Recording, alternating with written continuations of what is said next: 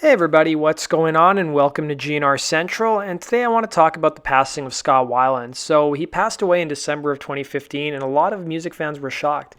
I mean, he had struggled immensely with addiction his whole life, especially when he became famous, or I should say most of his adult life when he became famous. And he'd been out of Velvet Revolver for about 7 years, although they reunited for one gig back in 2012. And he was basically touring with his band Scott Weiland and the Wildabouts. And even in the months leading up to his death, a lot of people were questioning his health and his state of mind and what he was going through. So his brother had actually passed away in 2007 when he was still in Velvet Revolver. He had basically died of a cardiomyopathy, which was the same heart condition that Slash had back in 2001, but he survived. So in April of 2015, Scott Weiland was on tour, and footage started to emerge from a show that appeared to leave fans questioning the health of Weiland, who appeared in the video to be completely zoned out and giving a bizarre performance. Here's the clip. Alright, this is a new song. We just worked it out today.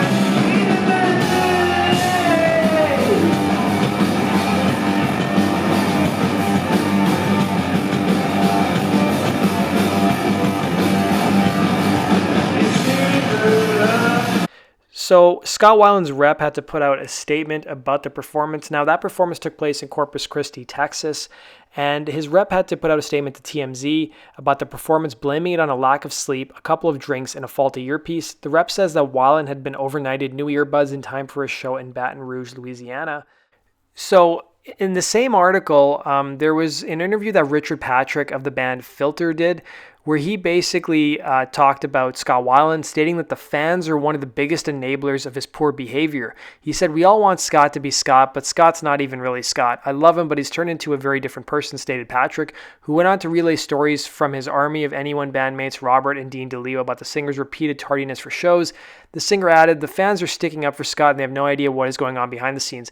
And it's actually, they're just pushing him into his death because they're making him believe that whatever I did is acceptable and I can be as high as I want. I can do as many drugs as I want." So after Patrick's comments, Weiland responded saying, "Hey Richard, thanks for your thoughts and opinions on my life. Just so you know, and others do as well, I haven't had a needle in my arm in 13 years.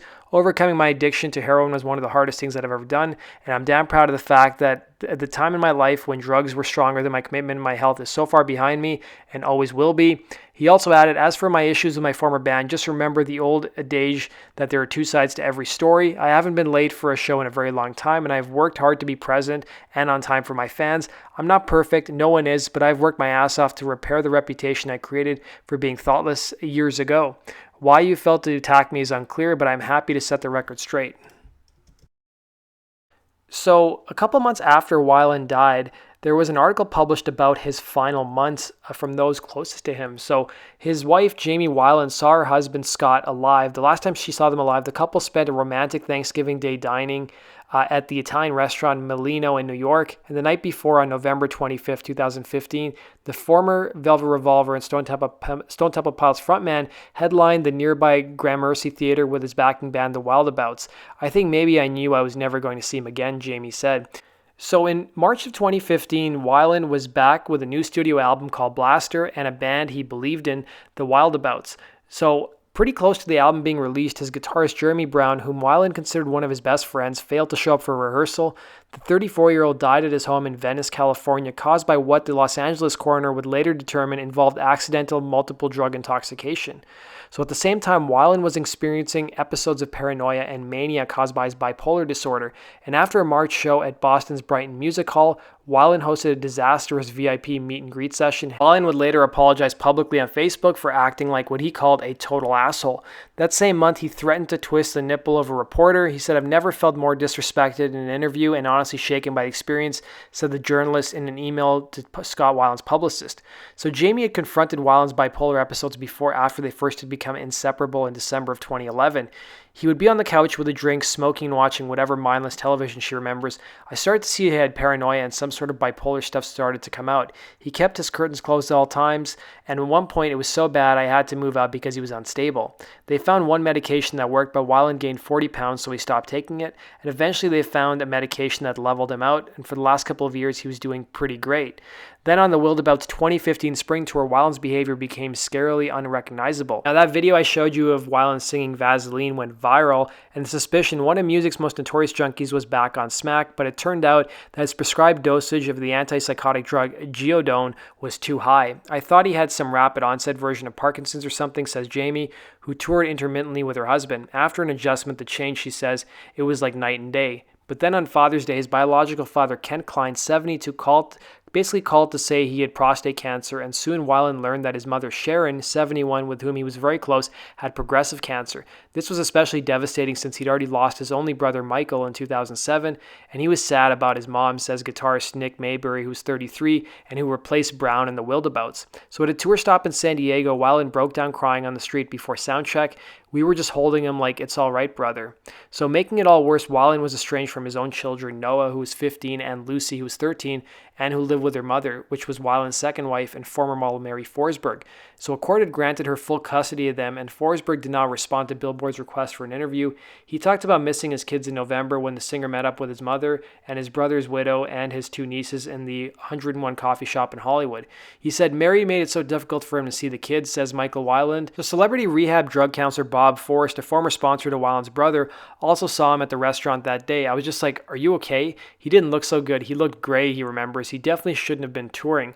But Weiland needed the income, which was another major source of anxiety. With a Grammy-winning catalog that spanned more than 2 decades, he sold 16.2 million albums in the United States, according to Nielsen Music. But many trips to rehab, child support payments, the expenses of addiction, and 2 divorces had left the entertainer in dire financial straits. So nor was he physically healthy. In addition to 6 prescription drugs he took regularly, he was drinking heavily, which concerned his wife, and Weiland had hepatitis C, a liver condition likely acquired from years of intravenous drug use. His body suffered an enormous amount of abuse, that's no secret, but he was not done, says Jamie. The notion that we're not supposed to glamorize him because he did drugs, F that. He's an icon, he was also a human, and he effed up, and we all F up, you know. So while Scott had kicked his heroin habit, he was struggling a lot with his drinking, but he didn't really see his drinking as a problem. He said, "I don't see it as suicidal," he offered in his autobiography, where he describes himself as a regular garden variety boozer.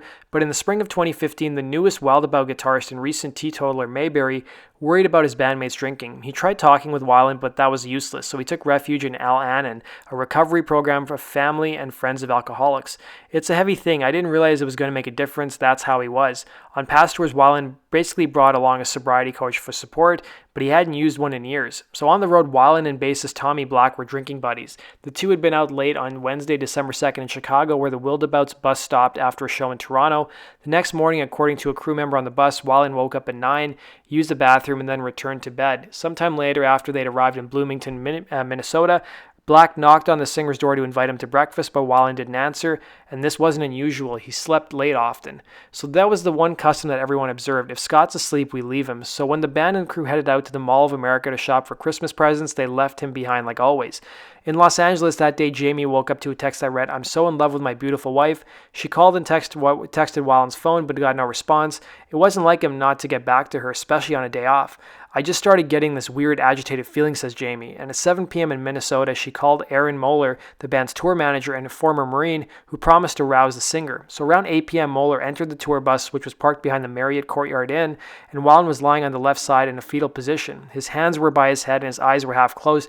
I shook his leg and thought, "Oh my God, he's not moving." I went to his shoulders and realized he was stiff. So Moeller called the drummer Joey Castillo, who sprinted from the lobby. He looked like He looked for a pulse along Weiland's neck but couldn't find one.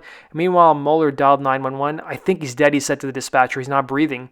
Jamie still hadn't heard anything yet, so she kept redialing Muller's cell, which went straight to voicemail. Then a crew member called to break the terrible news. Honey, he's dead. He's not coming back, and I just fell to the floor, Jamie remembers. The police ended up arriving in minutes, and I was in tears, says Mayberry. It was like it's all over. Scott's gone, the band's finished, there's no more music, and we are all going home. It was the worst.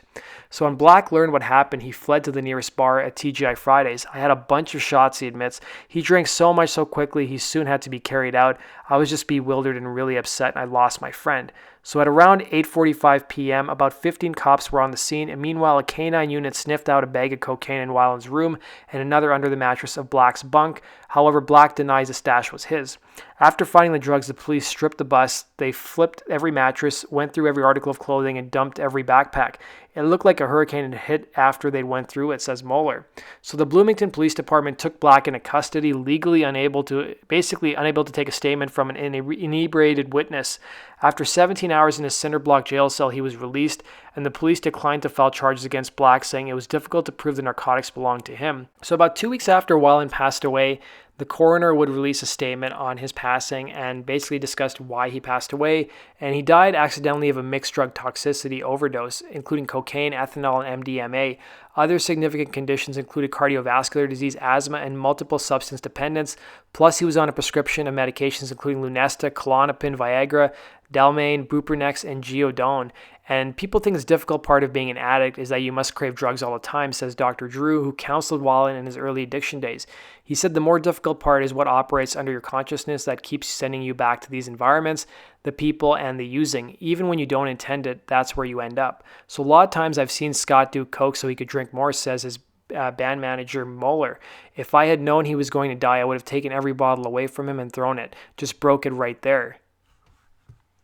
So a funeral was held at the Hollywood Forever Cemetery, a place where Jamie and Scott used to watch movies frequently. STP's 3 surviving members were there at his funeral, but his ex-wife, Mary Forsberg, and Weiland's 2 children were not in attendance.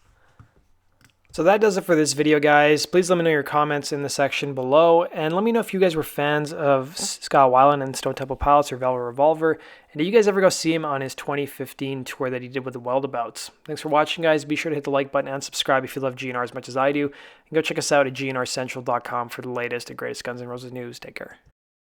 Hey, this is Dizzy Reed from Guns N' Roses, and you're watching GNR Central. Yeah!